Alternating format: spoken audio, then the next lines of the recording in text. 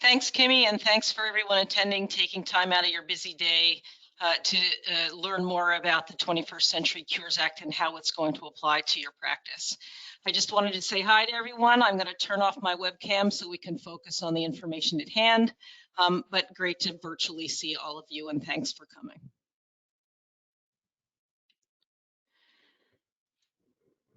So I have to remind everyone when I do these webinars that I'm not a lawyer. This should not be construed as legal advice, and you should use your own legal counsel when you're trying to find out specific things to do for your practice.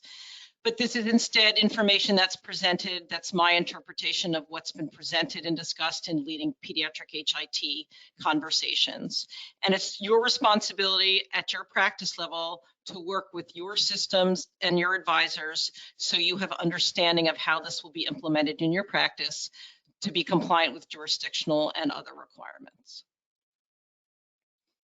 Today, we are going to be focusing on reviewing a sample practice policy on information blocking. And as Kimmy alluded to, you can download that through the handouts link.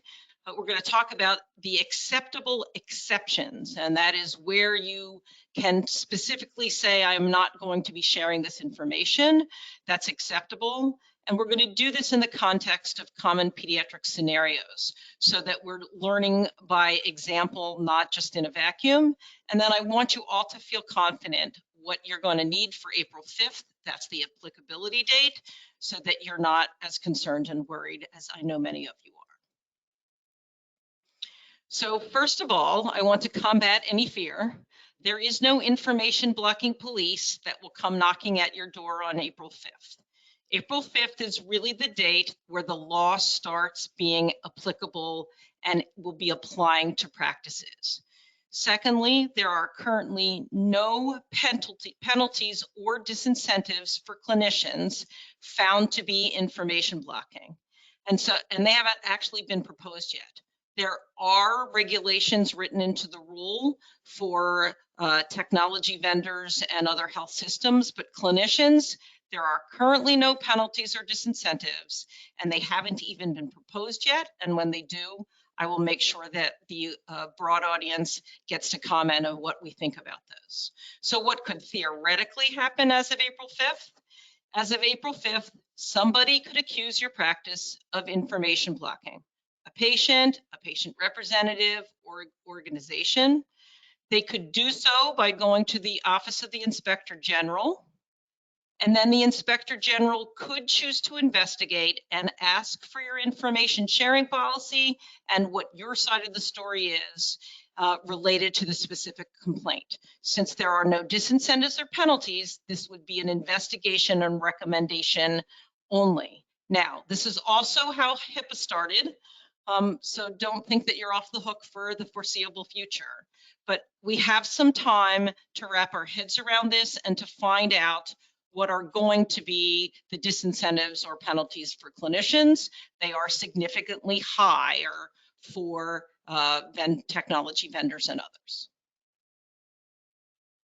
So let's talk about this sharing of EHI that I talked about in the first session. And if you were not able to attend, links are on our website, and Kimmy will include them in the follow-up email so that you can take advantage of both webinars. But EHI is personal health information that is stored electronically. But the stored electronically gets people sort of confused. And so we clearly have pictures in our EHR and scanned documents that are PDF. And so technically you're thinking, well, it's stored in my EHR, so that's stored electronically. You could say that's true, but not all of that can be shared in what is called an electronic format as defined by the 21st Century Cures Act. Electronic format means that it's coded data that can be consumed by a different electronic health record computer and parsed and used in a way that it's coded data to coded data. A picture or a scanned PDF has no coded data with it. So that is not something that you can be expected to be shared in that electronic format, which is designed by the 21st Century Cures. We're going to talk about you still should share it, but you can't be expected to share all of that electronically. So the electronic format that's described in the 21st Century Cures Act includes the CDA, and I'm going to use CCDA and CDA interchangeably because there's not a material difference for this audience. But there's sections in a CDA that are coded data. Think a problem list item that has an ICD or a SNOMED on it. That wording is connected to a coded data. So if I sent it to you, your computer could consume it and say, I also use that coded data set, I know what it means. Or a medication. There's a code, either an RX norm or an NDCID number or something that that goes with, you know, amoxicillin, so that if I send it from my computer to your computer via CDA, your computer could consume it and you wouldn't have to hand type it. Then there is an API, which is an application programming interface. And that's a call out to someone, hey, do you know anything about this patient's problem list? Sure, let me send you my coded SNOMED problem, and it sends it back. Those are the two things that we think of as electronic format in the health IT world, but most patients and practices don't think on that level. They think of information the way it's visible in the EHR, even if it's stored with that coded data in the database. So again, pictures, text blobs, scan documentations, you cannot send that to someone via an API or a CDA. There is no definition for it in that electronic format. However, it doesn't mean you shouldn't share it. It just means that you can't share it electronically. And if the requester wants it in an non-electronic format, that is fine. I want to point out here that you're going to probably see some inconsistencies in the spelling of requestor, OR, and ER. And actually both are acceptable. Some people will say the OR is more legalese, but I apologize if that drives people crazy because I've spelled it differently in different places. But remember, you are obligated to respond to the request of a patient or someone who is legally qualified to have to initiate that request. So as you're preparing for success, I want you to be focused not on information blocking and preventing information blocking, but on information sharing. The whole purpose of the 21st Century Cures Act was to make sure that patients could be empowered to use their information. And so I would say that you should create a practice policy on information sharing. And I included one, and it's a sample. It is not legally bound, so please use it just to frame the way you approach this. I was hoping by now that the Office of the National Coordinator would have had a sample on their website like they do for a sample HIPAA policy, but they don't. So it is something that I used with my expertise in multiple conversations to at least use as a starting point for practices. And in my head and in my policy, I sort of divide this in between passive sharing, and that means that information that's available self-serve to the patient, and then active sharing, which is how you respond to requests for information. And they're different and distinct, and the 21st Century Cures Act really talks most about active sharing and how you respond to requests for information. You should, in that practice policy, identify gaps in information that you would like to share, but for whatever reason can't. And then identify situations in which you will be unable to share requested information based on things like your duty to follow HIPAA, your duty to follow state and jurisdictional laws, and exceptions as outlined by the Act itself. So I want to remind people that the 21st Century Cures Act is trumped by HIPAA and state and jurisdictional laws. The 21st Century Cures Act says, if your state says that you must protect adolescent requests for sexually transmitted infection information from getting to their parents, then that trumps what the 21st Century Cures Act. And we'll get into that with some of our examples. The other thing that I would add somewhere at the bottom of your, or somewhere in your document of practice policy, is language about being non-discriminatory. You can't decide arbitrarily to exclude or include. It has to be in a non-discriminatory manner. So when you look at active sharing of information, that is figuring out how, when parents or patient representatives ask you for information, how can they ask you and how can you give it to them? So there will likely be people that call you up and want to send information. I'm seeing the GI person, my kid's seeing the GI person tomorrow at 2. Can you fax the information to them? They may fax in a request to you. They may be in your office and say, I'm moving, I'd like my records. They may, if you have email secure, unsecure, they may email you.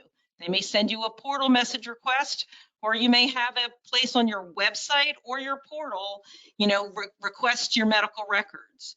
So there are multiple ways that families can ask you that they are to tell you that they want information, they want some of their medical records.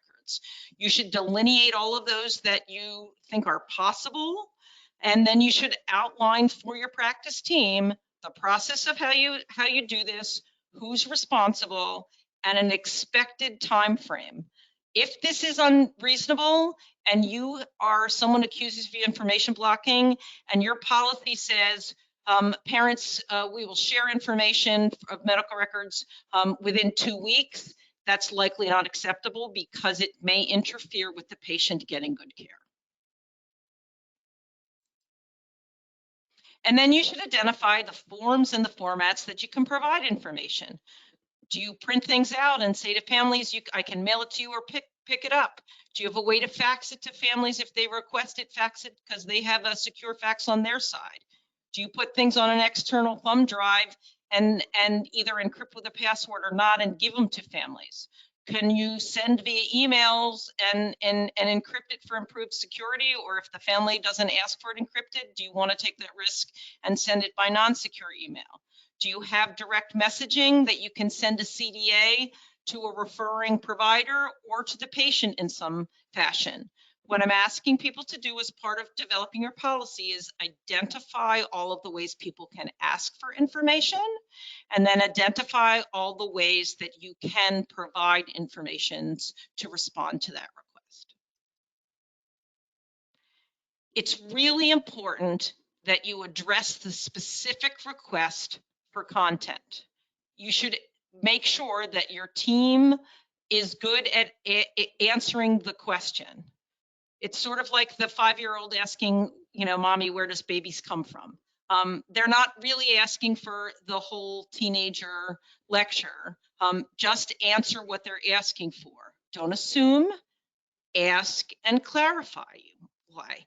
They may just say, I want a copy of my last visit because, I want to share with somebody. Okay. They may say, I want all of my records, including my scanned records from my prior PCP. And then you want to respond to that request. And the content that they request may influence how you honor the request. So if that person is asking for that copy of medical records, including those that were sent to you, and they want it in an electronic format, I'm going to have to say to them, I'm sorry, those records I got from your prior doctor are scanned PDFs. That is not possible to give to you in what the health IT system calls an electronic format, which is a CDA or an API. Explain to me what you mean by electronic format, and I will happy to give you as much as I can. So if they say, oh, well, I want that CDA, that electronic format, how do I, but I want those other records too, I will say, okay. You can actually go, you have an active portal account, or I can help you sign up for one. You can download your own CDA on the portal yourselves, but there will be some content that's not available.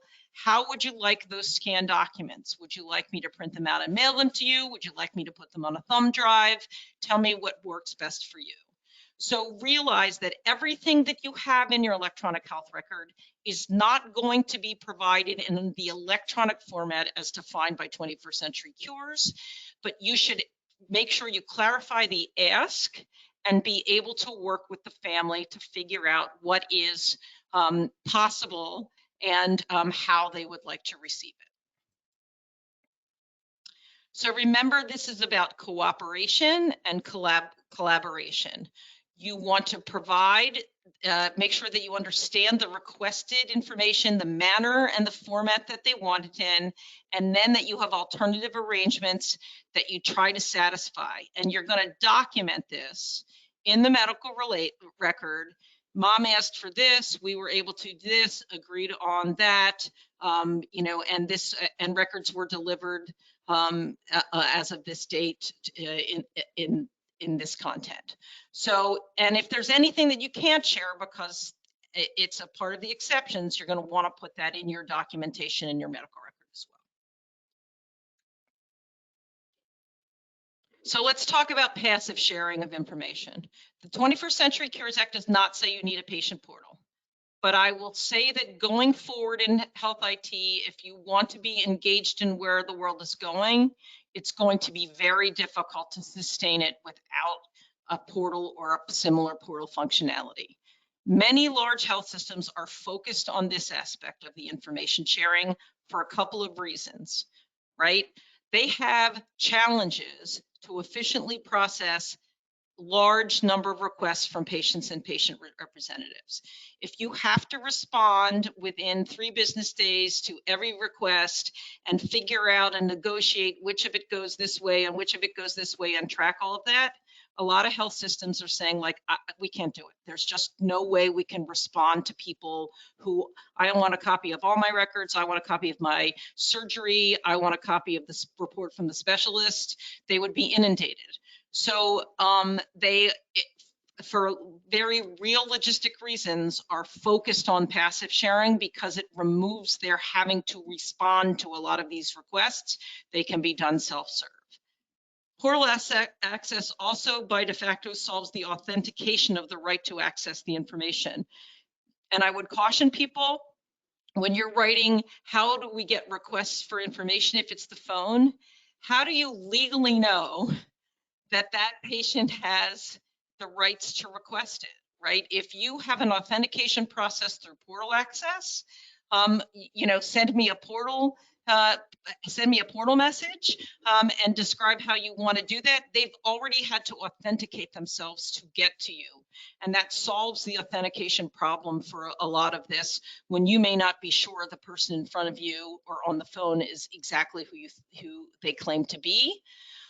Some of this health systems reaction of really focusing on portals is driven by legal interpretations of the 21st Century Cures Act, and their lawyers are telling them there's no other way to really logistically meet that for their organization.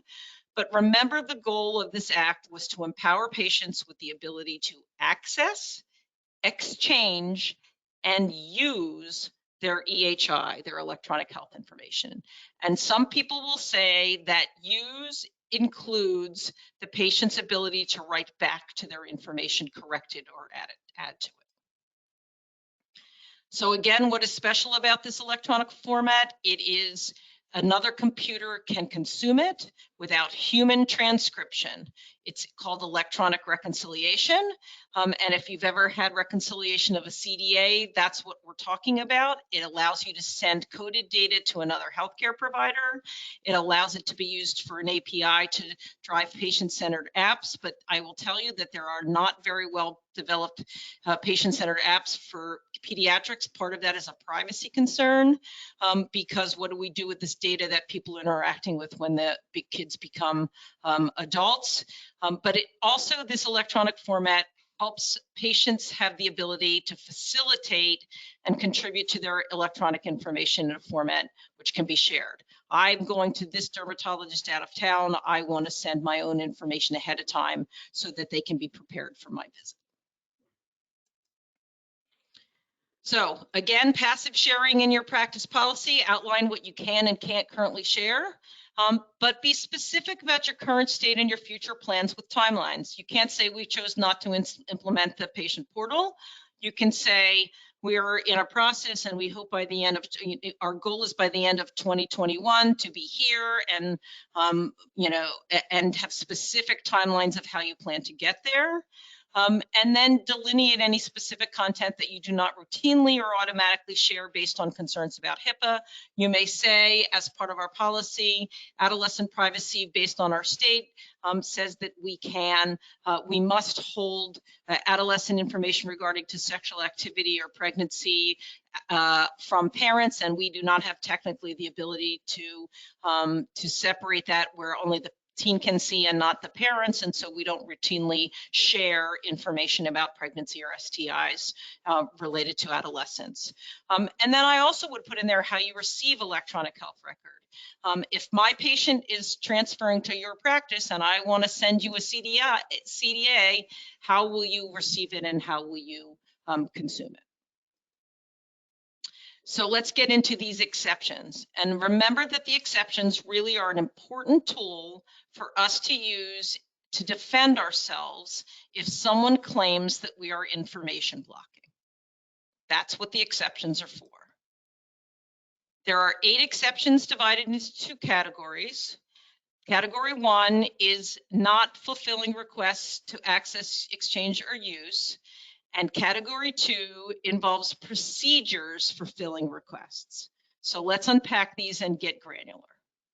The not fulfilling request category includes the preventing harm exception, the privacy exception, the security exception, the infeasibility exception, and then the health IT performance exceptions. And we're going to go through them individually.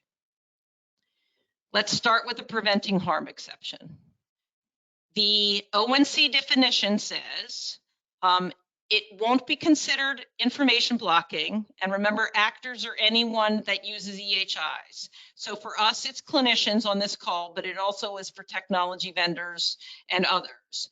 But it is not considered information blocking as long as if you're engaging in practices that are reasonable and necessary to prevent harm to a patient or another person, provided certain conditions are met.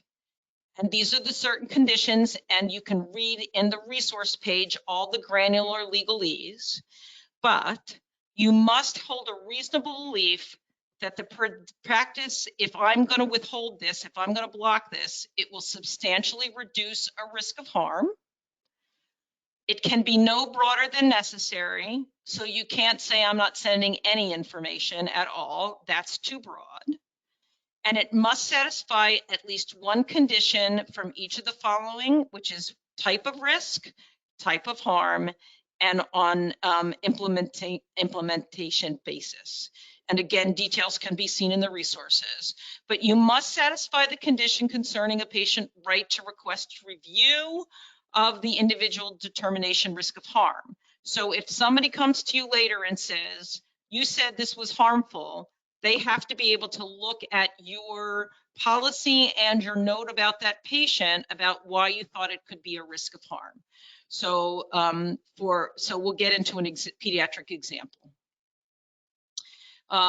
Preventing harm, broad examples is defined by the ONC, including, I'm not sharing data that's corrupt, inaccurate, or erroneous. If you know that you have commingled data and patient matching issues and a chart that's got stuff in it that's not real, you could cause harm if you shared that information and somebody else whispered down the lane thought it was really about that patient, right? What if there's information on a problem list about somebody else's because there's a patient matching issue?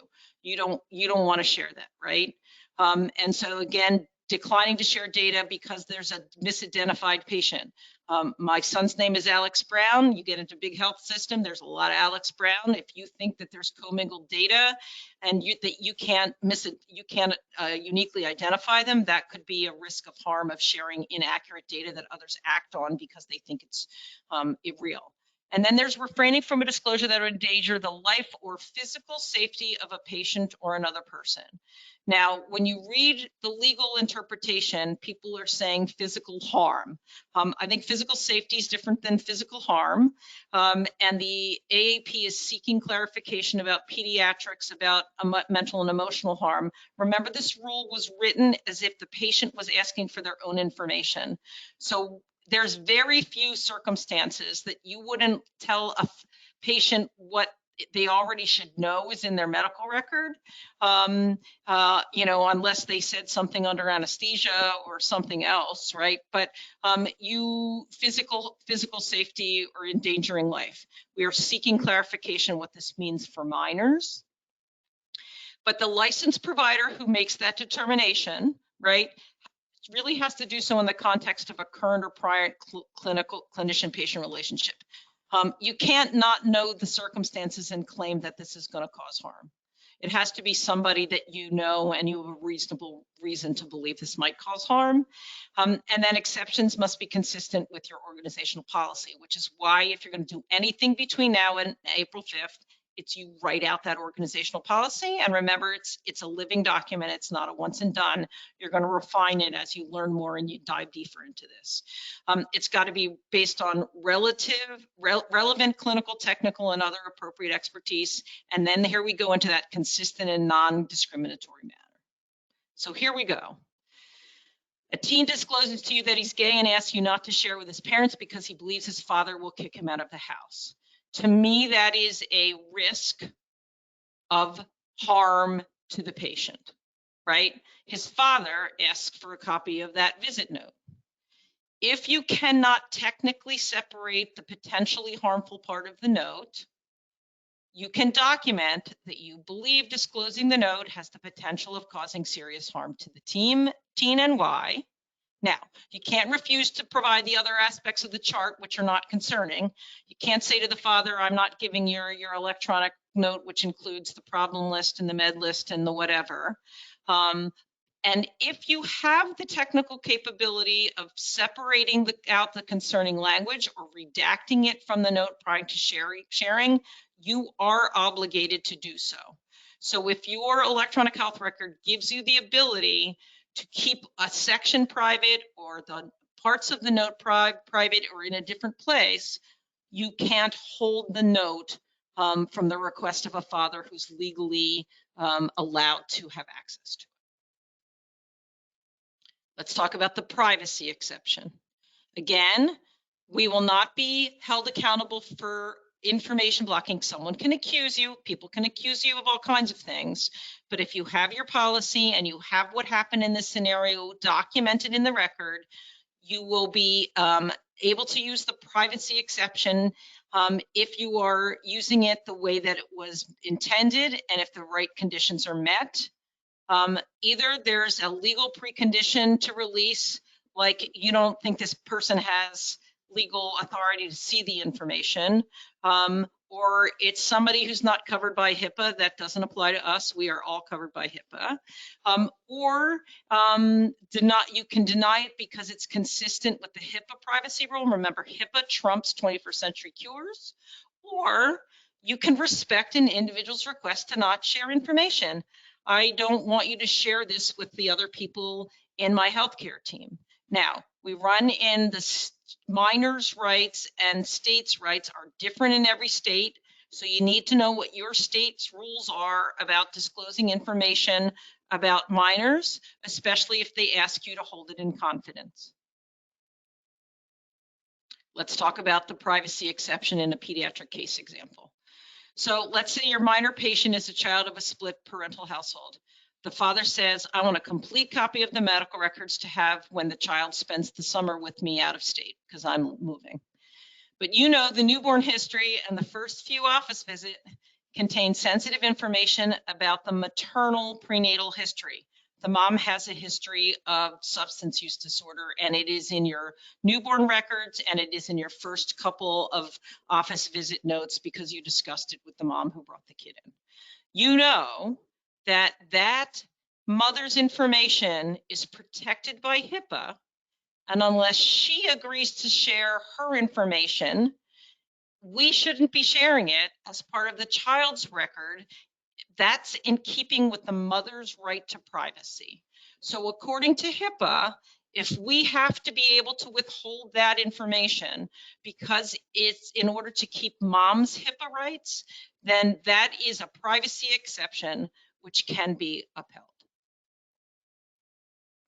What about your adolescent patient who requests treatment for an STI, which is protected by state law where you practice?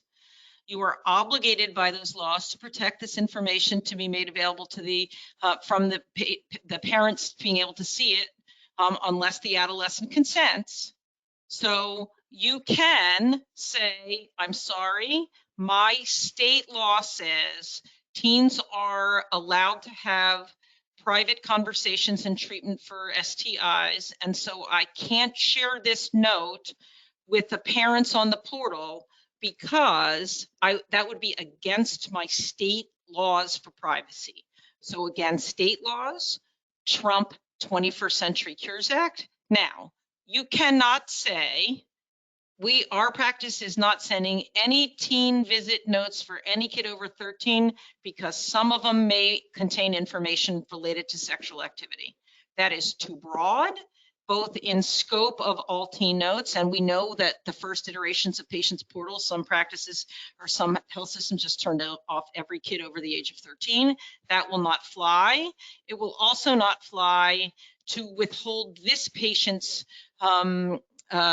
notes about their sore throat and their well visit if there was no information in there that was sensitive and should be held private. Let's talk about the security exception. Okay, so if you will not be considered or held for information blocking if it's related to safeguarding confidentiality, integrity, and availability, right? So there may be security risks if there's something going on and you can't authenticate a user and you're afraid that it's going to be a security barrier to hook up with a non-vetted API or something like that. Again, that's okay, but it has to be implemented in a consistent and non-discriminatory manner. This is not going to apply to most clinicians. It is going to apply to some technology vendors. And then there's the infeasibility exception. If it's not feasible for you to honor the request of the requester, then you won't be information blocking, right? And so there might be things like natural disasters, like, sorry, we were offline in Texas because we froze in an ice and snowstorm when no one expected it, and I can't get it to you. That's segmentation. I can't take out the mother's information from the baby's record, so it's infeasible for me to give you the baby's record in the format that you're looking for. But I will tell you that you have to, if it's infeasible, within 10 business days, and that's actually written in the definition, respond to the request about why. It's infeasible for me to do this the way you want to, and you're going to want to have a written response. Now, whether that's a portal response that you can see that they read, or it's something faxed to them, or it's a snail mail and you have a documentation of when you sent it, it doesn't matter. But if it's infeasible for you to give the families what you want in some way, that you need to communicate it, and it can't just be verbal. Let's look at this. So your adolescent patient has labs performed for secondary amenorrhea. Include the usuals, and the pregnancy test comes back positive. Oh boy, now we're into that. I can't, this teen is allowed to have treatment according to state law that's held private. So it's and what if it's infeasible for you to technically separate sharing the pregnancy test from the other labs, and therefore you can't share any of those labs in an electronic manner on a portal without violating your state law, because it's all one lab result the way your lab sends it to you. So you still may need to provide access to the information that's not otherwise protected.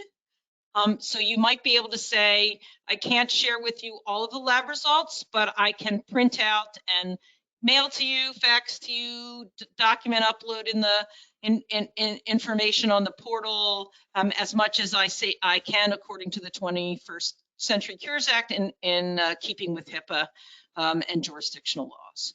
So that would be one example of saying it's infeasible for me to separate out that positive pregnancy test. So I'm going to find another way to share that information with you. But just saying, sorry, can't, you should share as much as you can in whatever format is technically feasible. The health IT performance exception is really applies a little bit to clinicians, but mostly to EHR vendors. There's going to be downtimes and maintenance and improvement and service level agreements and all of those things that happen. And remember, it just has to happen in a way that's non-discriminatory. And then exceptions that involve procedures, that's the other category, are content and matter, fees, and licensing. So it will not be considered information blocking if you limit the content of the response to access, exchange, or use, or the manner in which you fulfill it, provided, and this is that whole US CDI that was in the first talk we did about the subsets, right? Because 24 months after the final rule, it said you had to at least give that problem list, medications, allergies, etc. And then after that date in 2022, it's going to be a broader scope of information. That's the content. What can I give you? And nowhere in that US CDI does it say scanned PDFs of old records or the scanned report from the specialist. It talks about those continuing parts of the medical record and the note you created today. And then the manner of response, if you can't fulfill it the way they want, do you provide an alternative way to get that information to them? The fees exception, and people, this really applies primarily to EHR technology vendors, and people are looking at this because it says you can have a reasonable profit margin. This does not mean that practices can charge families access to their own electronic information via a portal. It will be considered information, or may be considered information blocking, if you charge patients for electronic access to get on a portal to get their own information. That is their own information, okay? Now, doesn't mean you can't charge for other things like no-show fees, except if you're Medicaid and whatever, or even a copy of your entire medical record. And there are state and jurisdictional laws of how much you can charge per page, how much you can charge in total, and that's state by state. You can still charge for that, but you can't charge them to get their own electronic EHI via a portal and download their own CDI. That's not acceptable. So if anybody's charging patients to be on their portal, somebody could report you, and that technically may be violation of information blocking. The licensing exception really applies to technology and EHR vendors, not then physicians. So I wouldn't worry too much about that. So there is in your resources a great center that they have tried to put a lot of information together about information blocking in one place. It's got from the AMA, from ONC, from CMS, from all kinds of stuff. I encourage you to bookmark that, and when people have questions, to be looking for it. There are other resources that you will get in the slides, which have hyperlinks, including my colleague and friend Suzanne Berman's information blocking guide, information blocking for dummies, she calls it. It is a Dropbox link if you click on that, but she's trying to keep it up to date and change it. So don't print it out and save it, go back periodically because she updates it. We're gonna hit your questions, and while Kimmy's getting ready to do that, I just wanna let you know that I put a bunch of FAQ slides in here that are commonly asked, and these are ONC responses, information blocking FAQs. Please read through them. We may get to some of them in the questions. And Kimmy, you're up. Thank you. And before we hop into the questions, I am going to try to let Dr. Kresley catch her breath and go over some reminders for all of our attendees. By the end of this week, all attendees of today's live webinar will receive an email with a copy of the presentation, the webinar recording, and CEU certificate. Also, when you close out of today's event, you'll receive a brief survey. Please take a minute to provide your feedback here. As part of this survey, you'll also be able to request follow-up from an office practicum representative regarding OP products and services. Okay, we got a ton of questions in. So I will try my best to address as many as possible. And as I stated in the beginning, any of the questions that we're not able to hit during this section, we will answer them and send them out in the follow-up email that I spoke about. All right. Let's go with, how do these rules apply to practices that are not currently using an EHR, but paper or combination? So there is likely still some information if you're sending claims not on paper. If you think about it, coded data, your diagnoses, your ICDs, and your CPTs, which are considered procedures, they are both in the US CDI core data set. So if you're sending any electronic claims and you have a practice management system, you have electronic EHI that you are obligated to share in an electronic format or be working to do that. And so while you don't have as much to share, you still could get technically, and if a family said, I know you have copies of my diagnoses and CPT codes for all my visits and dates of services, they could say that you were information blocking if you didn't have a way to give them access that to an API or through a CDA, which is the electronic standard.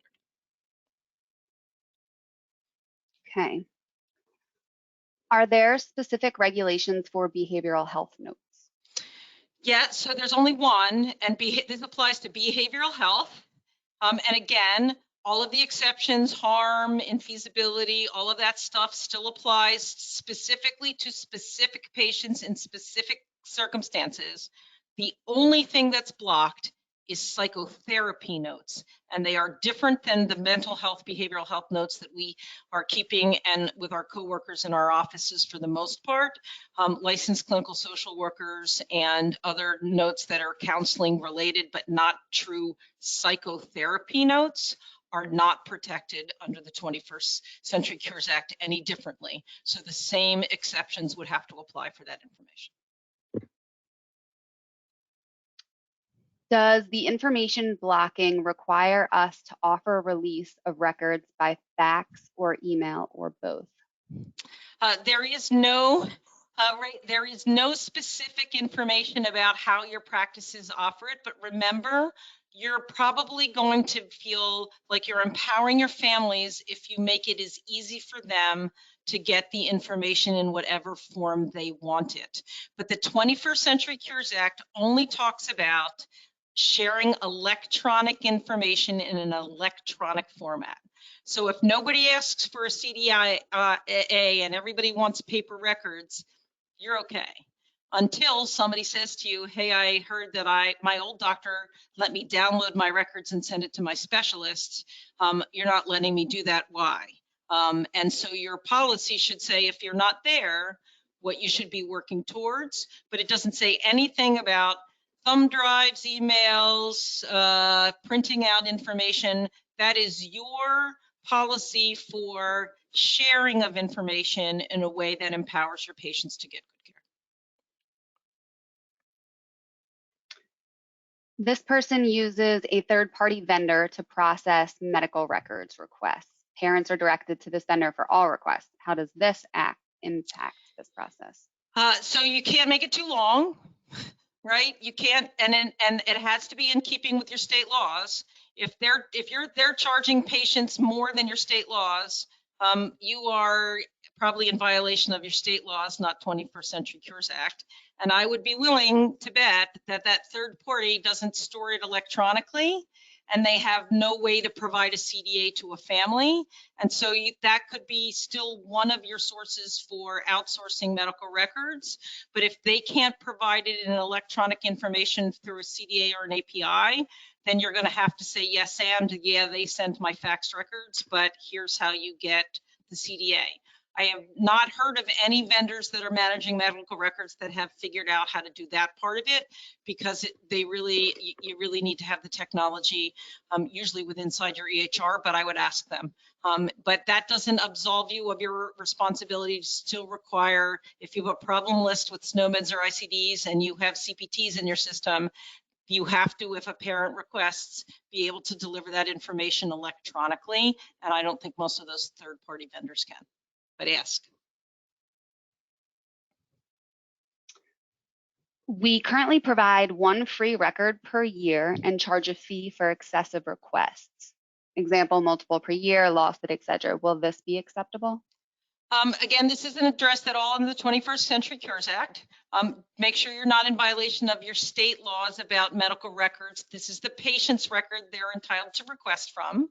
But again, if it's an electronic request, it shouldn't be costing you anything to do it. They should be able to download it on their own. And that's one of the reasons that a lot of health systems are really focusing on the portal, and they're getting rid of all of those headaches. You lost it, go download your own copy, knowing that it's not everything, but it includes the problem list, the lab results, the medications, and sort of key metrics that you need as a receiving physician to be able to give good care. Immunizations is in there also.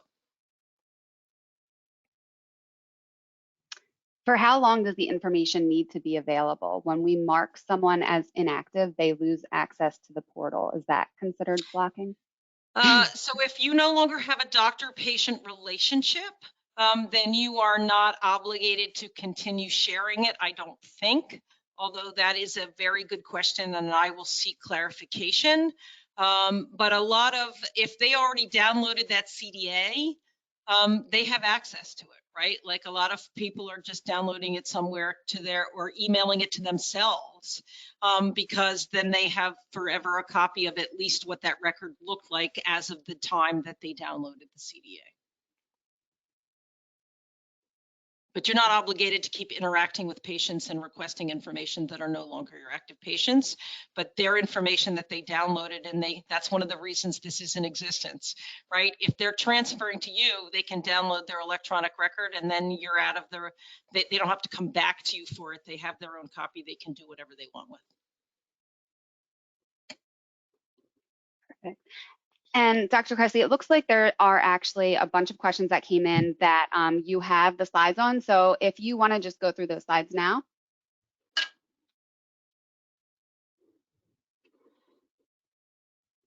Happy to. So one of the questions, and these are screenshots from the ONC, and you can go there in the link in the information blocking questions itself. But so people are saying, like, do I have to have a patient portal or an API? And the 21st Century Cures is not specific about how you fulfill this request, because they realize technology is going to change. And if you put something in the law, somebody else is going to say, well, I have this other way that I can get patients EHI. So the answer is, as long as you can find a way, I will just tell you that for most of us right now, we're not creative enough of figuring out a different way to do it. But you are finding a way to share the information electronically is okay. They don't say specifically how to do it. But if you, and there may be an exception, like you're working towards your portal and you can't get there till whenever, that's fine. But you're going to need some way to share that EHI in an electronic format or be working towards it. And again, this is the content and manner, right? I says I don't have an accessible API or a portal yet. Okay, you may fulfill a request, and if you can't do it in the manner requested, sorry, I can't give you via your portal or your API. Can I work out an alternative manner that we are agreeing upon? And if that is possible, and the family will be, or the patient representative will be satisfied by saying, okay, I'll take it on a thumb drive, not my first choice, but okay. But that's not going to satisfy this forever. But it will buy you some time to get to the technology. And they on purpose didn't say portal or API, because they know technology will change and some disruptive innovator is going to be out there figuring out a different way to do it, and they don't want to have to rewrite the law. But the two that they refer to are that currently HIT standards exist to exchange this information this way are CDAs and APIs. Do I need to share draft notes or partial lab results? And this is interesting. The ONC weighed in and said, it depends. And so it says if the data are used to make healthcare decisions about an individual, then that's in the designated record set and therefore within the definition of EHI.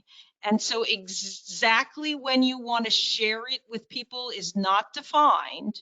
However, if there is a significant delay and a family requests, remember this is request, right? If a family says, hey, I want my results on my X, you can't have like a multiple day waiting list. And again, this gets back to the big health systems, which are saying before even a doctor reviews the labs, we're going to put them there because then there is zero information blocking at self-serve. I will tell you that there is a fear with a lot of practices that like this is going to trigger incredibly numbers of crazy phone calls. And if we really believe in the spirit of information sharing and powering, two things you should be aware of. The labs, the commercial labs like Quest, LabCorp, and the big ones are already sharing it directly with families. They can get their own access. So you would rather own this relationship, I think, than have them say, I saw this on Quest, and you're like, wait, I didn't get it yet. But the other part of it is we should never be ordering labs without having a conversation about the results. And so if you're ordering a CBC, you can say to them, listen, our process for, and you could have a policy that you share broadly on your website. We process all outside labs within 3 days of receipt. We reach out to you proactively. If it's normal, we'll send you a message in your portal. We'll post it on the portal. If it's abnormal, we will reach out to you. If you see something and have questions, please send us a more portal message. When I send a CBC, I say to everybody, you're going to see these results and the RDW is going to be off. I'm just going to tell you, there's little pieces in there that are not pediatric friendly, and the lab will flag as high or low or abnormal. Do not panic. I want to tell you that if there's something seriously wrong here, the lab actually calls our office with a stat result that is with an abnormal results that's critical, and we will reach out to you if it's critical. If not, we have a process in our office of how we process labs. So I personally am not scared about sharing partial lab results, but I understand people are, but you can't make it onerous. And I know there's a whole host of practices who are terrible about signing off on lab results. You have to have a practice in your policy, a policy in your practice to make sure this is done in a timely fashion. And if you're drowning with too much results, figure out who's the best person to do it. Have a nurse do the first triage, do something else, but holding patients' information from them as a global requirement if people is not in the spirit of information sharing. Again, waiting to review labs before sharing. Again, it's if you're delaying unnecessarily impediments that could implicate information blocking provisions. If this family needs this result to go to the next specialist and you're holding it, that could be considered information blocking. Minors in harm. There is the risk of harm that we talked about, and we are again trying to get even more granular guidance. The AAP is from the ONC, but again, type of harm, substantial harm, and you want to make sure that you're absolutely documenting that, and where the minor and the requester are different. What's the difference? And there is actually a mapping of circumstances about applicable harm if anyone wants to read the entire 21st Century Act rule, but there also is that table 3 is an outline. I still don't think it granularly talks about minors in harm, especially emotional distress harm. But I think that for now, if you document it and it's not broad and it's specific to the case, and again, the minor asked to share in confidence because they were concerned about X. I think if you document that, you probably would not be considered information blocking. Just don't make it as granular as possible. Don't make it broad, and make sure that you're doing it in a non-discriminatory manner. And then that enforced on the April 5th rule, right? So we still are healthcare providers. HHS must engage in future rulemaking to establish disincentives. We're not even there yet. So nobody's showing up on April 5th.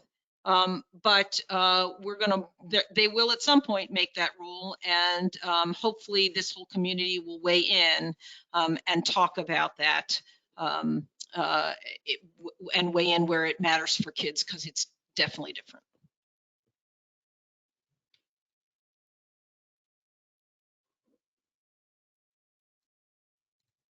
Perfect. Thank you, Dr. Kressley, for sharing your expertise with us today. And thank you to all of you for attending today's event. Don't forget to take the brief survey when you leave and keep your eyes out. By the end of the week, you'll be receiving the follow-up email, which will have all of those resources, the recording of the webinar, and the slide deck in it as well. Thank you and have a great day, everyone. Thanks, and stay safe, and thanks for all you do for the children and families of your communities. Take care.